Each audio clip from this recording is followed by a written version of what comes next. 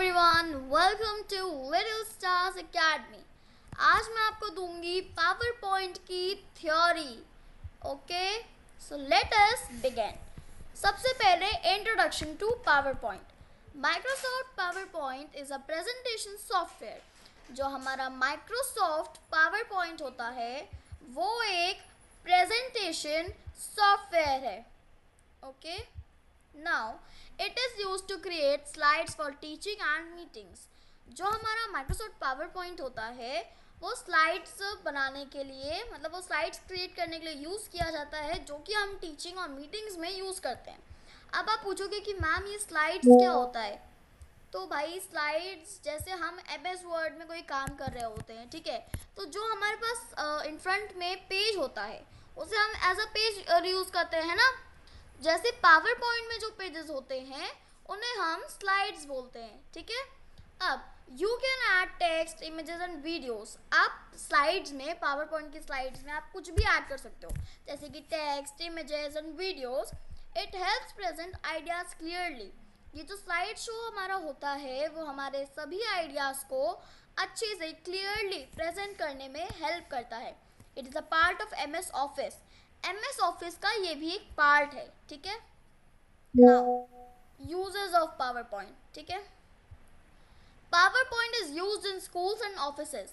जो हमारा power point होता है वो मेनली स्कूल्स और ऑफिसेस में यूज होता है। अब क्यों? क्योंकि स्कूल्स में बच्चों को पावर पॉइंट सिखाया जाता है।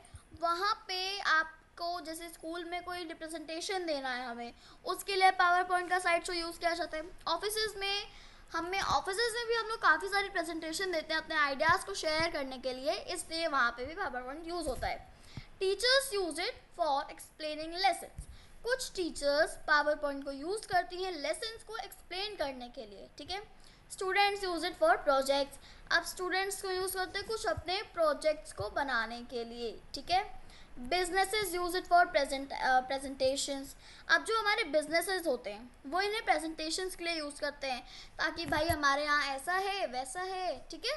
It makes learning easy and visual.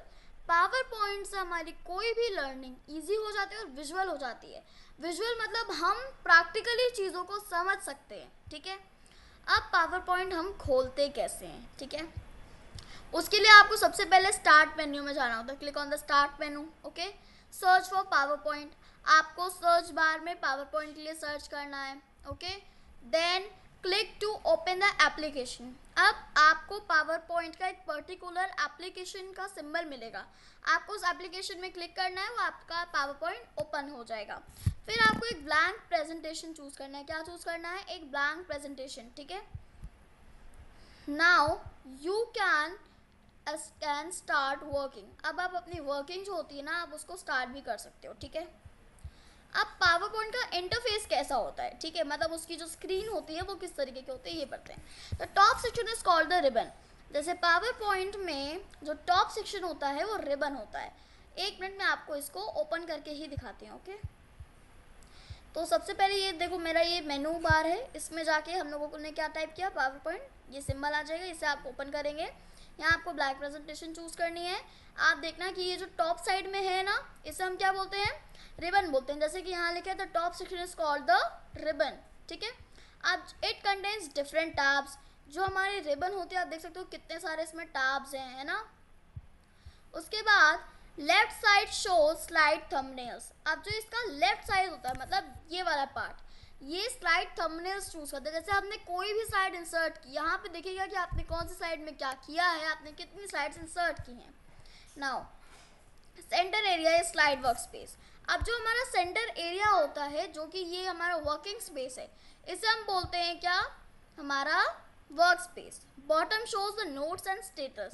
जैसे MS वर्ड में बॉटम में स्लाइड 2 ऑफ 2, यहाँ पे वर्ड्स लिखा होता है, English United states and all the other things, ये सब इसमें दिखता है। अब हम पढ़ेंगे रिबन्स एंड टैब्स के बारे में, ठीक है।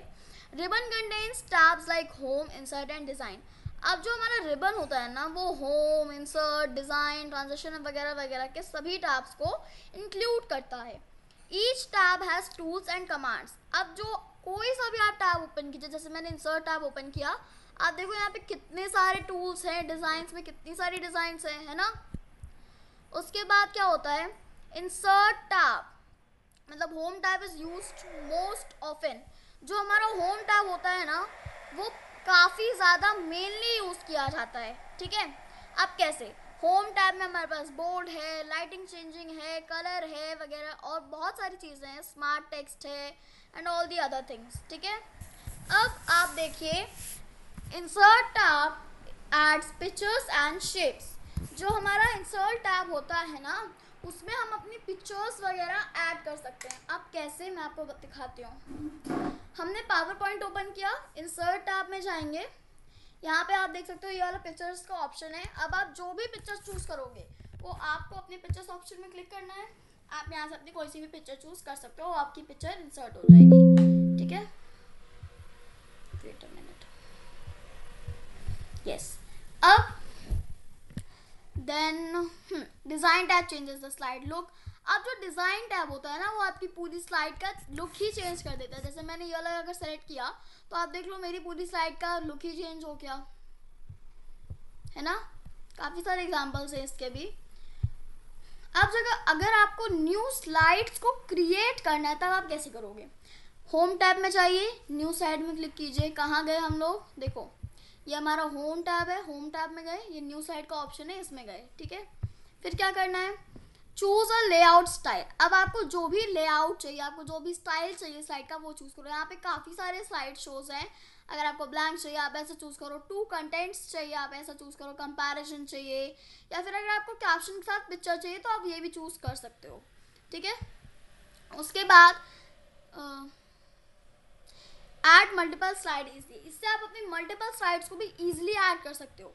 Each slide holds different content. अब जो कोई भी स्लाइड होती है, हर एक स्लाइड डिफरेंट कंटेंट्स को होल्ड करती है। Slides organise your presentation.